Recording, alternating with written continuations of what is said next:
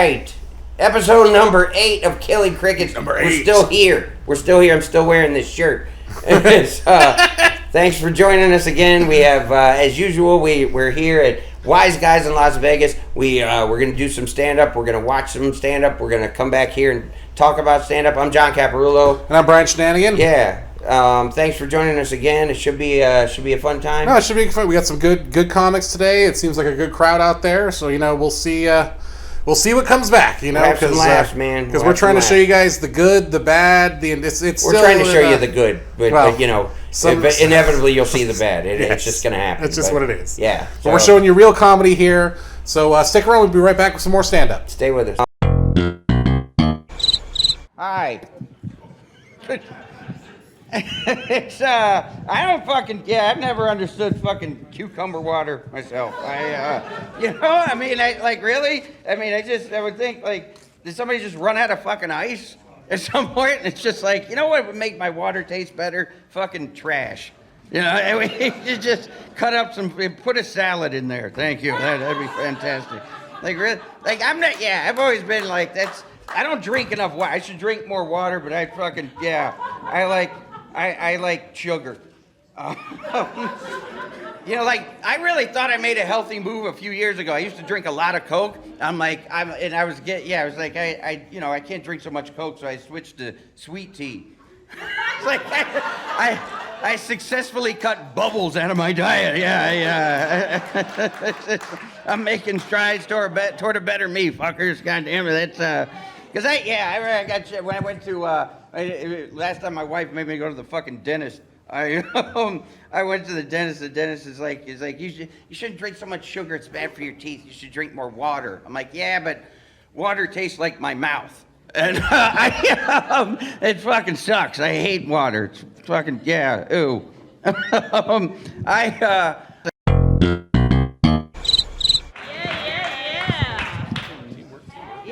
Hey, yeah, that's right. This is a microphone condom. Absolutely, it's the best thing that came out of COVID. It brings back lots of good memories. Like with something this hard in my hand did not require a battery. Yeah, so I am a retired boomer, that's right, and I refuse to get old. I could still do the same things I did when I was 20. Just can't remember what they are. That's it. But I'll tell you, it is a good time to be a cougar. Oh, it's a great time to be a cougar, because we have no birth control issues. That's right. Yeah, not even the Supreme Court cares what I do with my body. Yeah, I'm like an easy no-bake oven. Pilot light is on. The bakery is closed. You can keep putting in the orders. Won't be any deliveries being made. That's right. Hi, Donna Joy. Hey, how are you? Thank you for joining us on Killing Crickets.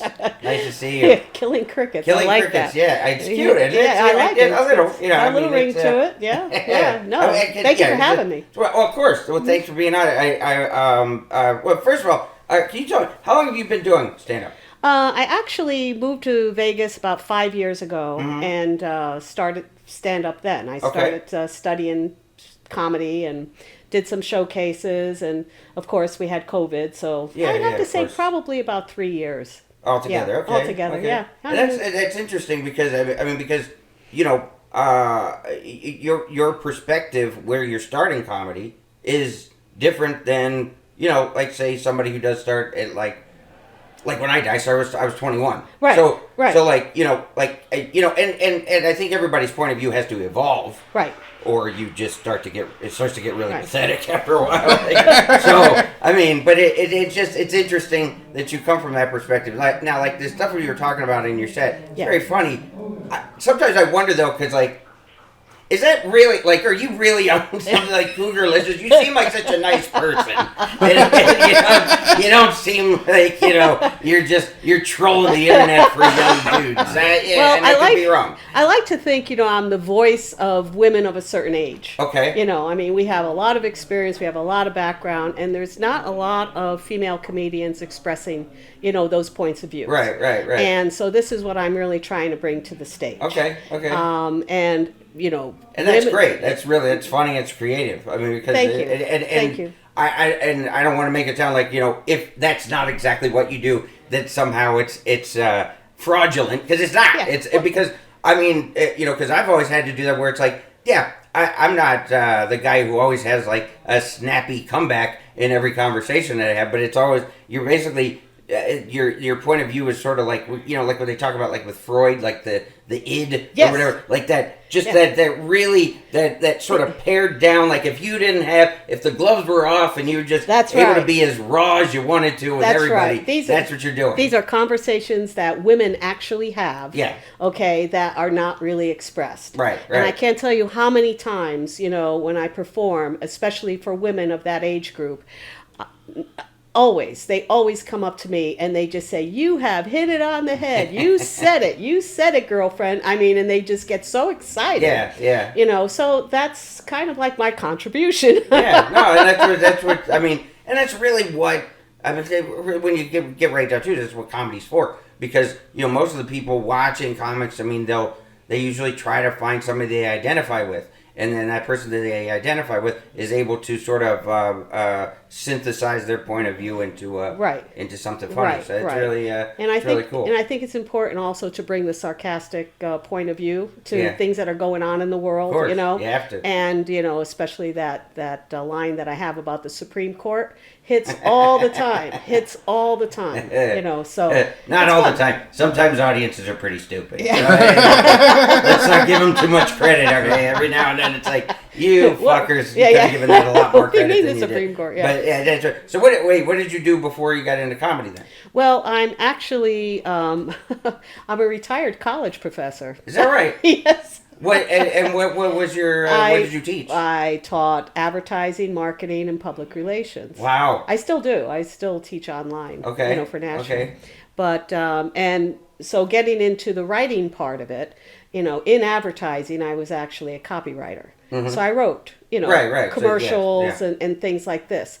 So it was just really learning a new skill set of writing when I got into learning about comedy. I retired and I said, what's next? What do I want to do next? I said, I'll be a stand-up comic. I think I'll just move to Vegas. That's right. Because really, there's no pressure at that point. It's like, for me, it was like, I have to stop cutting grass. So I had to. This had to work out. I had to do it, and now.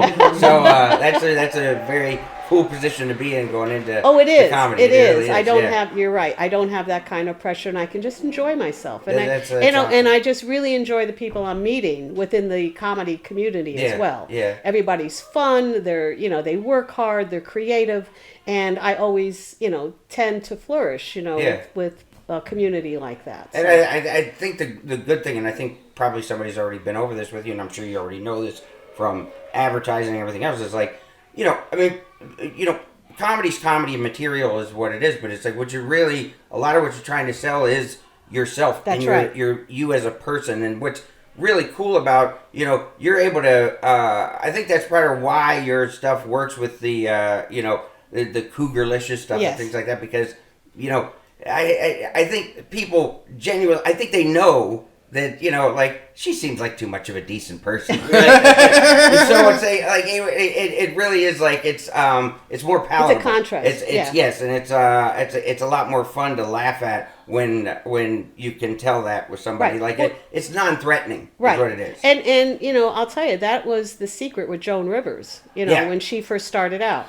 And, I've read a lot of her books and all of that. Brilliant And one of the comic things, is what oh she yeah, is. absolutely. But what she said in the very beginning, especially, is she would show up and dress very conservatively with the black dress and the white pearls and everything, and then she'd open her mouth. Yeah. And people were just, they were just taken back by it because they Yeah. just didn't expect to hear that. Yeah. And so I kind of run with that. I kind of run absolutely. with that kind Yeah. of concept. It was back in, it was 2003. It was like when I was, it was 2003 or 4. When I was first like getting, basically when I got to get off the lawnmower and I actually was, starting to like actually be a full-time comedian, I somehow got to open for Joan Rivers for an entire week. Did you really? At the Cannon Theater in Beverly Hills. And I remember them, I still don't know how this came about because I remember, agents are full of shit. And then I remember them telling me like, oh yeah, she really likes you and she wanted you to open her. I'm like, she doesn't know who the fuck I am. I mean, I wasn't even 30 yet. There was no way she knew who I was.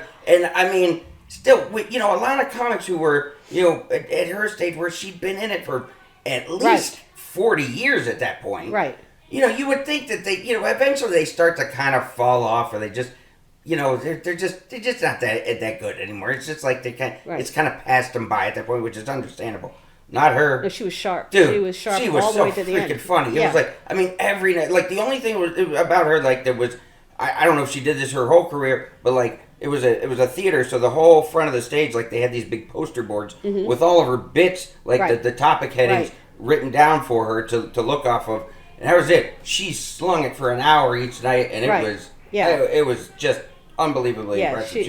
She's a great comic. Yeah, she is definitely, one of my idols. Yeah, I just absolutely. really enjoyed Mine her. too. Mine too. Yeah. Seriously, she was. And you actually met her and worked with her. I mean, that's fantastic. And I was. I'm so I jealous. was a genuine fan before that because I remember when she used to sub in for Johnny Carson. Yeah. Like and I was probably 8, 9 years old and seeing that and I just remember thinking she was so funny, and I was just a little kid and I still thought she was hilarious and I didn't even get most of it. And I mean, so yeah, I'm laughing because you're saying you were 8 or 9 years old.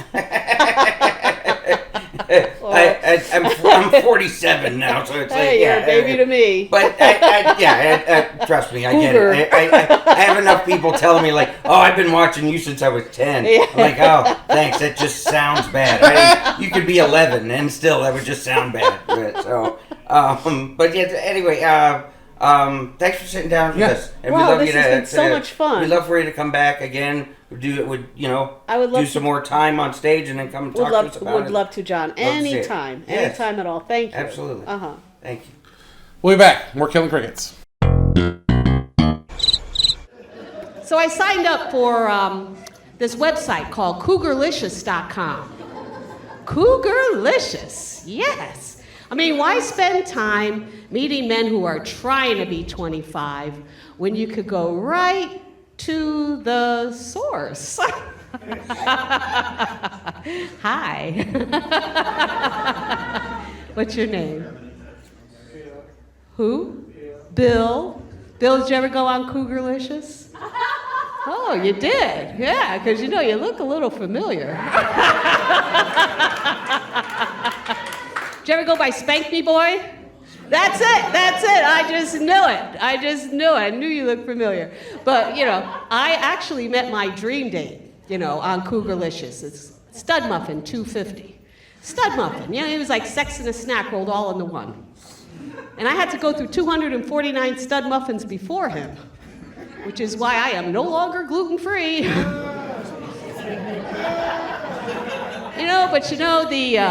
These sites actually work for both sexes. Older women seeking younger men are called cougars. Older men seeking younger women are called manthers. Young guys on these sites, well, they're called cubs. And the young gals, well, they're just home-wrecking tramps. I'm only kidding. Not all of them are homewreckers. Hey, listen, that's my time. Thanks so much. You guys have been a great audience. Enjoy the rest of the show.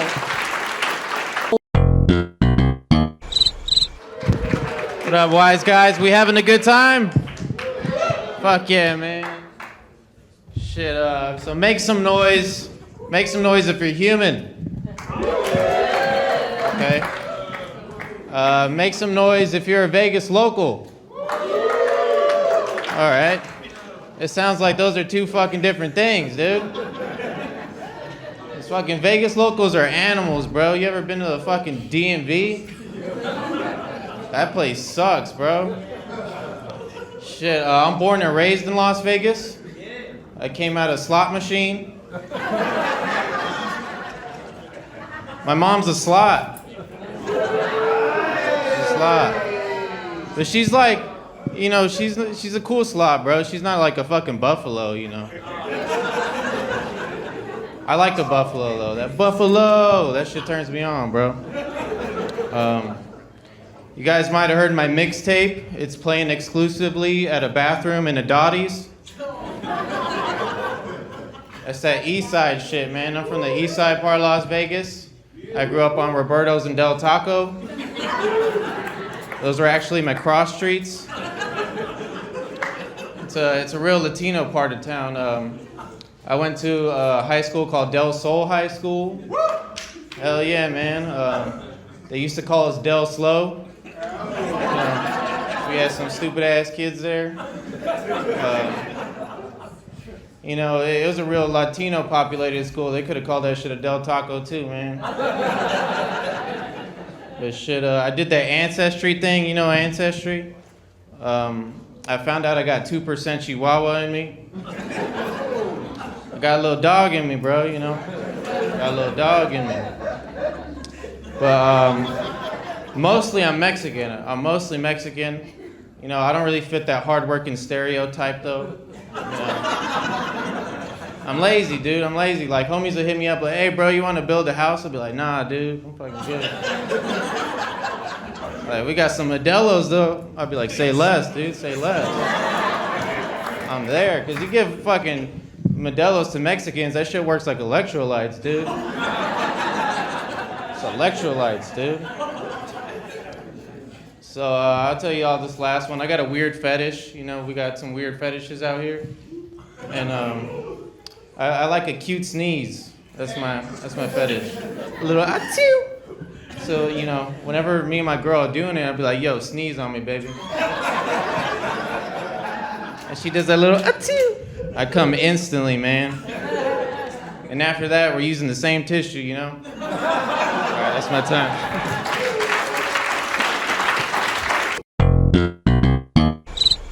All right, Gizmo, thanks for joining us. What's your real? Is that your real name? No, my real name is Gino. That's Okay. That's my middle name, Gino. People just call me Gizmo because somebody said I look like the Gremlin, and then it just kind of stuck. Well, yeah, that's what I got the impression was. Yeah. Well, you look just like the Gremlin. Yeah, dude. I mean, it's definitely a cool name, and that's why I asked if it was your real name because that's. I mean, you figure. I mean, you can't be that old. You're only what in your 20s? Yeah, 25. 25. So yeah. So you know, your parents could have been influenced by gremlins and said, Definitely. yeah, let's name him Gizmo and his brother Chewbacca. And it was funny because the way I got my middle name, Gino, my parents are watching The Godfather, dude, and they just saw that name in the credits. They're like, yeah, that'd be a cool name for him, and then that's how I got that name. I always get asked if I'm Italian. Yeah. I'm not Italian. You know what? I see my last name is Italian, and I get people come up to me every now and then, you know, with the, you know, oh, you're Italian paisan. I'm like, what? No. Yeah. I mean, my name is, but look at me. I'm just a fucking white dude. That's it. Yeah. I mean, there's like nothing. I wish I got some of like the dark, exotic, you know, Italian guy features, and I got fucking doughy ass. You got British white. fucking, You got whatever white. my mom's side is. So yeah, it's there's nothing cool about this, but yeah, but yeah, I really like your stuff. How long have you been doing comedy? It'll be 2 years in the summer. Yeah, So yeah. like a year and a half. Yeah, I like your. I mean, your delivery it's great. I mean, it's a very very pothead fucking, you know, Oh, yeah, like really man. relaxed, you know, very Cheech and Chong type, like where it's like, you know, like you know, it's like it's a dumb voice with a smart perspective, which is funny. It's really Yeah. it's always funny. So Yeah, and I mean, like like Cheech and Chong, those guys are my idols, man. Big Yeah. big influences on me. Very cool. Yeah. I mean, that's the that's the style, man. That's really it's brilliant. It really is. I No, mean, and that's the when one you're thing able to do I it, 'cause like it about you, dude, is seems like very effortless. you're always writing. Like you're Yeah. always writing. Yeah. And like I really think that you writing so much, especially you write well in your voice. And I think that's really something with you. And like even the slot joke you did tonight, you added a couple more tags onto it I hadn't heard you do before with that joke, and it's like and it's coming along. Even something as simple as I really loved it. And I admired the simplicity of it. Was, you know, your friend's like, you want to build a house? You're like, no. It's like, that's just fucking, it's funny. Like, nah. It's funny. Nah. And you know, about when I was writing that, I didn't even like suspect that part would get a laugh. Right. And then like I just took a little pause there and then left like room for laughter, and then I was like, oh, I guess they like when I say nah. Yeah, because it really does, because it really just captures your persona. It really does. I mean, because it sounds real, because if you leave it for that beat, it's like, nah. Yeah.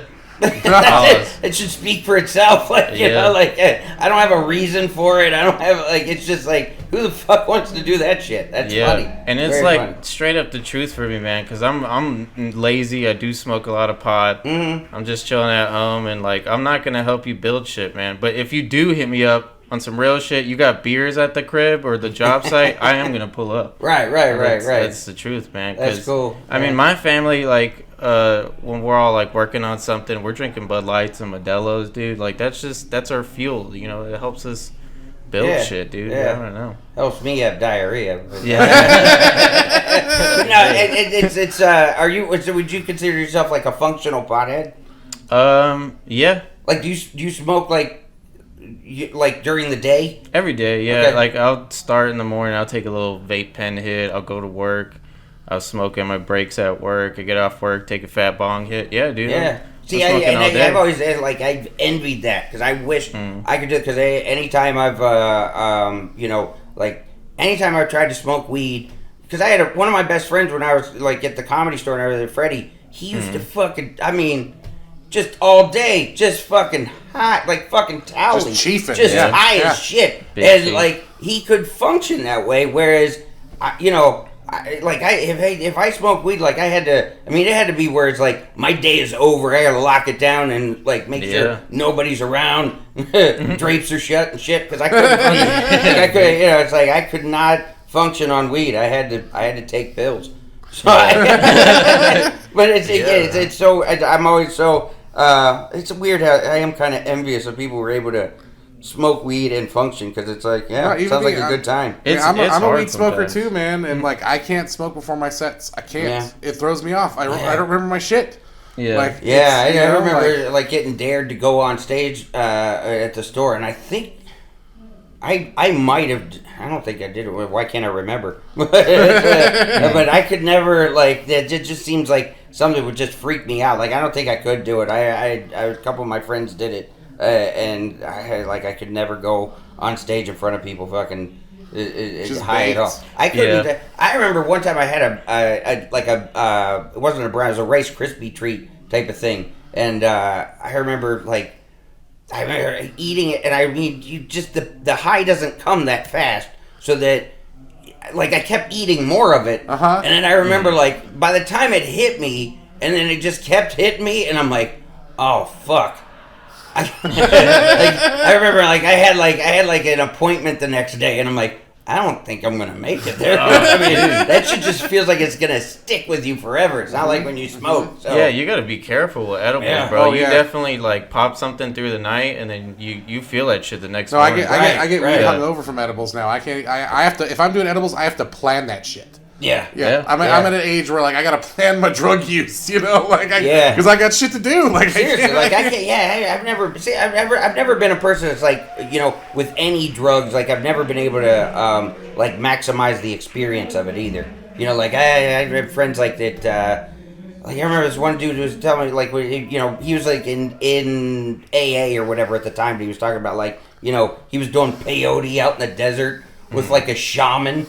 I'm like, what the fuck? Awesome. Like I'm in with a bottle of Vicodin in The Simpsons, and my dog just going like, yeah, this this is where I'm at with my drug use. But yeah, Yeah, like, you don't do I any never did anything. microdosing, no mushrooms, no LSD. You know what? I one time I never did acid. I ate magic mushrooms. Me and my she wasn't my wife yet, but it was I remember we ate mushrooms and watched Jurassic Park. Sounds like a good time, man. And it was like we just sat. I mean, but I didn't really do anything, beyond that. Like I didn't go outside naked or anything like that. It was But I've never really. I did coke once, and I was a dick. But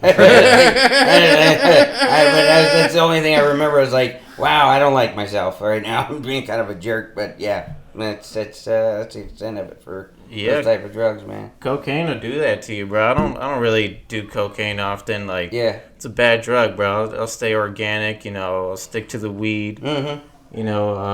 I have been cutting off alcohol. Alcohol definitely fucks with my comedy, dude. Yeah. I'll go up there, forget shit. Comedy, yeah, dude. And so lately I've been on the sober tip, just been smoking a lot of weed, fucking writing. And there's you can only say that in a room of comedians. Dude. Good for you. It's for us. We're like, we know, like, oh, that's good. Legit. I mean, it's not. I mean, because you can't group marijuana with other shit, like any other like opioids or fucking coke or any alcohol. It's all because all that shit is like it can really people generally people who, like I said, people who can function well with marijuana, they seem to do well with it. It's not like and it's like people who aren't gonna try. So it's so this has been a public service announcement. But anyway, but yeah, really funny stuff, and thanks for sitting down with us, man. I hope you do it again. Yeah, thank you guys for the time, man. I'm just glad to be here. This is an awesome podcast. Keep smoking weed, man. It helps you write. Yep. Hell yeah. I mean, I'm saying you've been writing so much. You're like, I love all the new stuff you're doing. You're constantly you're always trying to get better. You're you up there, which is fantastic. And a lot of people spend a lot of time trying to get to that point. Sounds simple, but it's not. And really, just really funny stuff, man. I really that's you've got a bright future in comedy if you.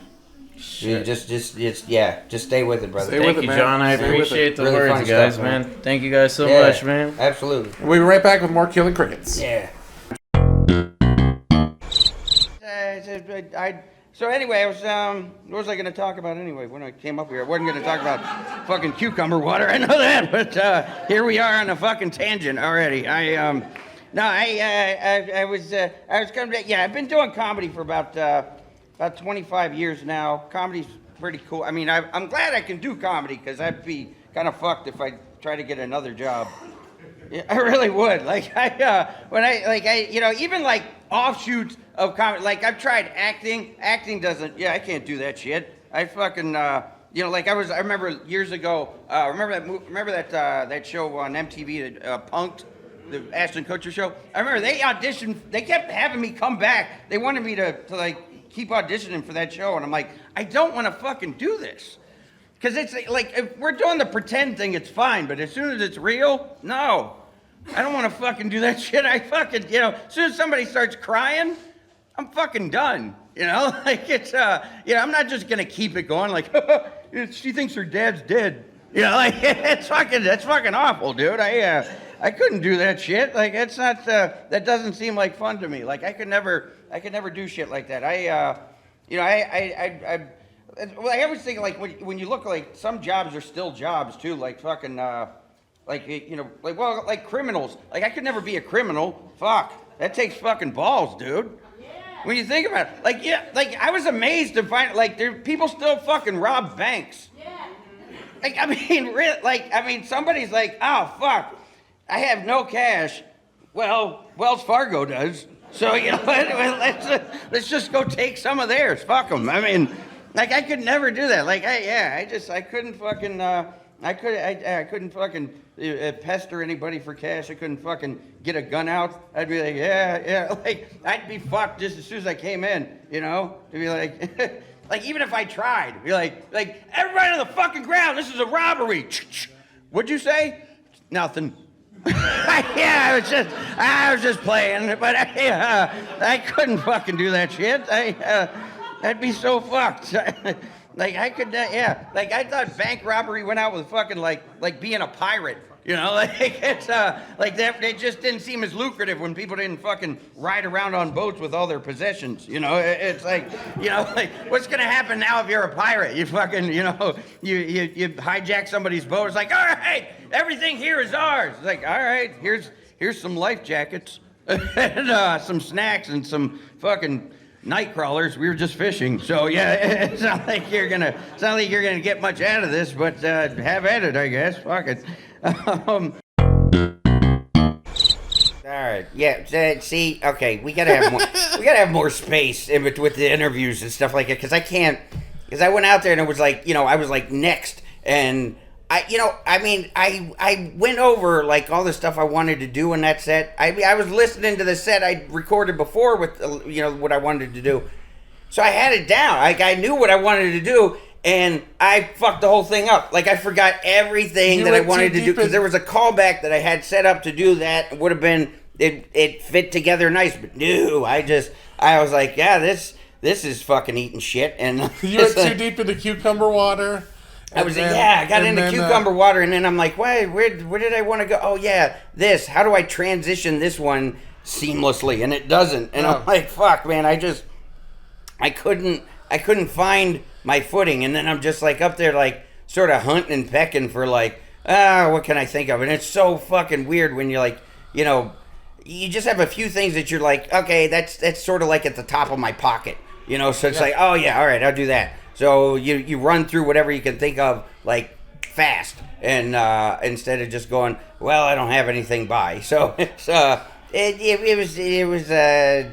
That set was clusterfuck, is what it was. It was just. I mean, I could tell you because you were working, and then you were like, I'm like, oh, he can't find the next part of the joke. Yeah. And then you're like, fuck it, I'm just gonna finish this out. Yeah. Go to the classics. Yeah, we're just going random fucking. Well, here, there, none of this fits together because it's not a set. It's just shit. So. Yeah, I think we're gonna cutting room floor that one. That one's just gonna fucking I mean, you obviously you've caught a few highlights, if you want to call them that. But here we are. You've seen the pieces. Yeah. Maybe you'll see cucumber water. I don't know, but that's about it. Fuck. I don't. Yeah, I don't know what else to get out of that set besides I wasn't. I thought I might be ready to go up. I wasn't ready to go up, and I just.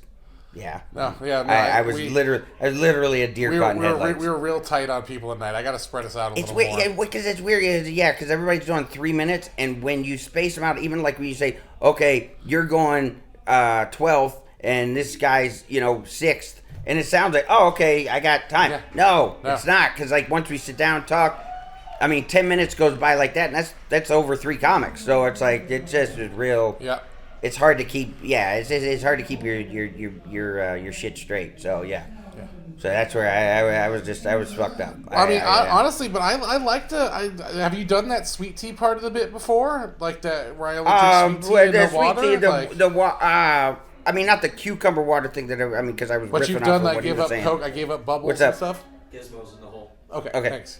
Thanks, man. But yeah, like the cucumber water thing, of course, I was riffing off the guy before me, so I was like, okay, talk about that subject particular, but yeah, the water and the sweet tea, and I mean, that's somewhere in the past. Yeah, I've done it before. I thought that was a pretty good bit. I thought that was nice. It's okay. Yeah, I mean, that itself is okay, but it was. I was like, all right, this is good. Was he going to transition into it? And then you were like, yeah, I don't have a transition out of this. It's one of those things where it's just a lot of build up. We had a drum roll and then nothing. Yeah, that just fell off a fucking cliff. So, yeah. So it's maybe I should get a professional comedian to host this because bullshit. Yeah. That was bullshit. I'm sorry, guys, but that's real comedy. That's we're out here working. You're trying to redo some of the old stuff, and sometimes you forget your beats. You haven't done it in a minute.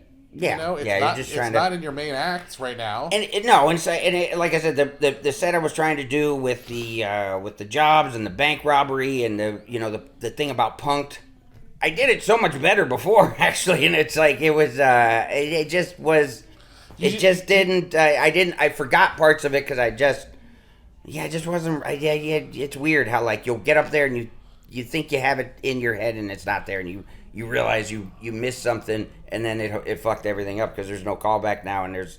So yeah, it's a mess. It's like fucking math, man. Sometimes no, and if you're off a little bit, you're off a lot. Yeah, because it just cascades to like, all right, you can either steer back and recover and get it, but then when you miss that second beat and then that third beat, and you're like, well, let's talk about something else, you know, like, and that's what like I said. And it was like, and I felt it. I'm like, oh, and you switched it up, like, he wants to get off this stage strong because I felt part of you was just like, you could have just went, well, good night, and just walked off. But like, you gave and I don't want to do that. Yeah, I'm like, well, I should at least do well. So it's like, it's like I got some laughs, but it's nothing that like, it's just nothing that like is, whether it's stuff that I've already used, whether it's on Caplets, on here, it's not something that became like a uniquely worthwhile set like I wanted to. So it's like if it was just a night where it was just like, well, I was just trying to do a set of comedy. Well, it probably would have been a lot better anyway because I wouldn't have thought about like, well, what am I trying to get now on video? Yeah. So it's weird how you like, it's so weird as a comic. Like I've done it since I started, where you're just like, I want to get this and this and this down, and this has to go.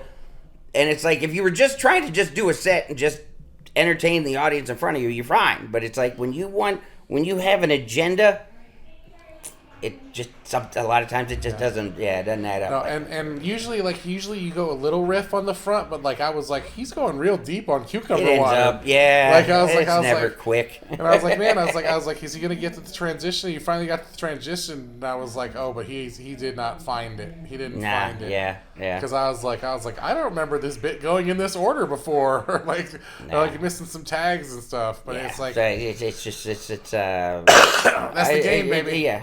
It's another it's another one for the shit can. So we'll move on and we'll get a better setup for next one. And it was a little bit of a wacky audience too today. A little bit. Some people they were on board for, and other people it was just a lot of silence. For me, it's like I can't put it on them. No.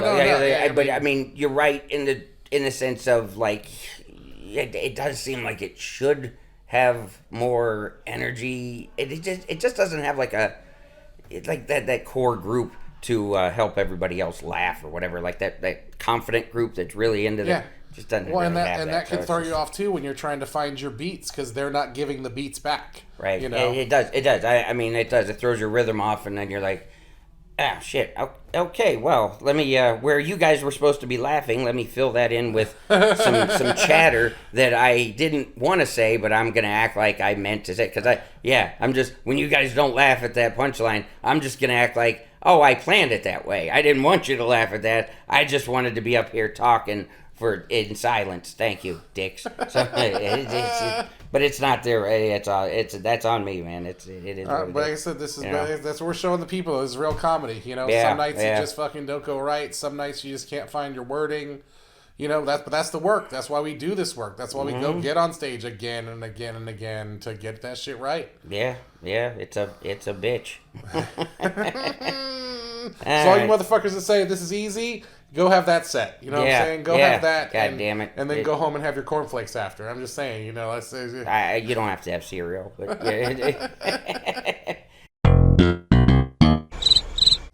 All right, that's 8 of them. Killing Crickets. Yeah.